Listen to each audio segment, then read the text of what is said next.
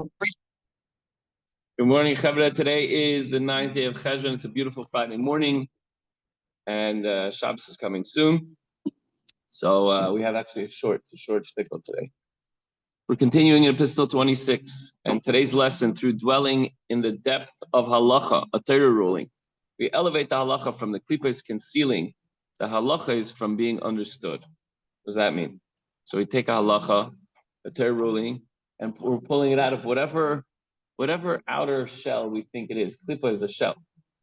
So, you think it's about this one says he owns the property and the other one claims it's his. You say this item is yours. You're arguing about a certain thing, whatever it might be. This one owes me money. I borrowed from him. He paid me back. He didn't pay me back.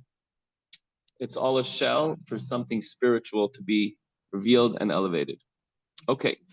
Maskil, page 92 in the Chayenu. Maskil Yavin Inyan Pelagado. Mizema Oid, Manasa Bashamai Mimal Al Yedei Iyun. Ubirid Halacha Psuka Min Hagamara. Upaiskim Rishen Vachreinim. So now the intelligent will understand. Okay, people that halt cup. You want to think about it for a moment and you'll realize that there's something far more remarkable that's taking place. When you're learning halacha, you think it's just the basic, this guy stole this from this one and this happened, this. There's a lot more, there's a much deeper spiritual significance that's taking place. And where is that happening? What happens in the heavens above through the deliberation and the elucidation of an adjudged ruling of the Gemara and the earlier and later codifiers. So when they decided this is the halacha on this, it's not because it always lines up and makes perfect sense. This is the way it has to be based on spiritual terms. Which before this deliberation had been concealed. So before the back and forth of the Gemara and the Halacha and the Mishnah and all the other sages went back and forth, there was already in heaven a ruling. And this is the way it has to be. Machasim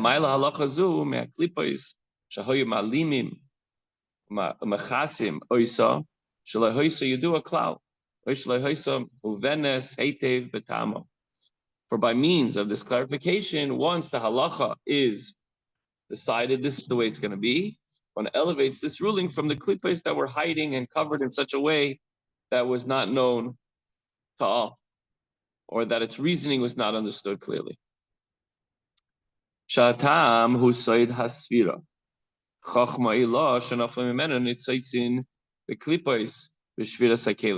The reason underlying a particular halacha comes from the mystical sfira of chachma, which as sparks fell into the klippos as a result of the shvira sakelim, the breaking of the vessels.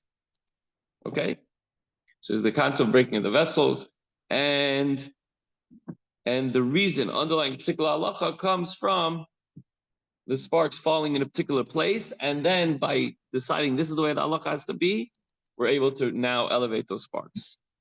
By the way, before we really understand any of this, just the concept of a halacha that has to be a certain way is so much greater than whatever it is that we understand on a peripheral level, on a basic, simplistic level. That's what we have to understand. You learn a halacha, you're going to open up a Rambam, a Mishnah, Shulchan Aruch, you're going to say, okay, it's good, but I like to daven. That's how I connect spiritually.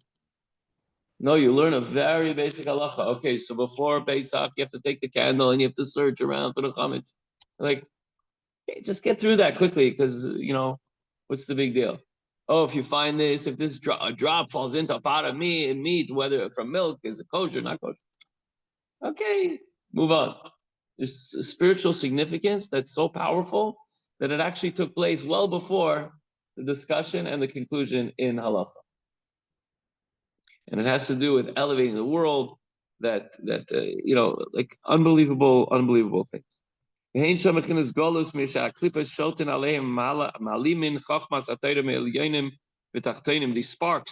that are waiting for us to elevate of chachma, which constitute the reason, they're in a state of galus, because the klippos, the shells, rule the klippa, the negativity rules over them, and hide the wisdom of the Torah from both the higher and lower beings, both from the created beings of the higher worlds, angels and souls, and man situated here in this world that has a soul inside of him, but is the soul is hidden. This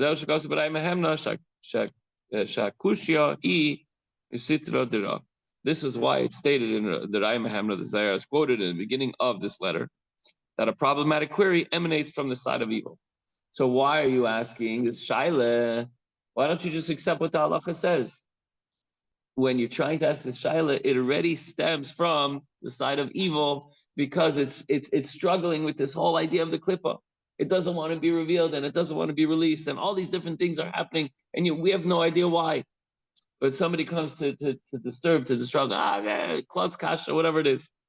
So since it creates difficulty in the comprehension of a Torah concept, it derives from the evil klippa, which conceals the chachma of the Torah. How do we combat that?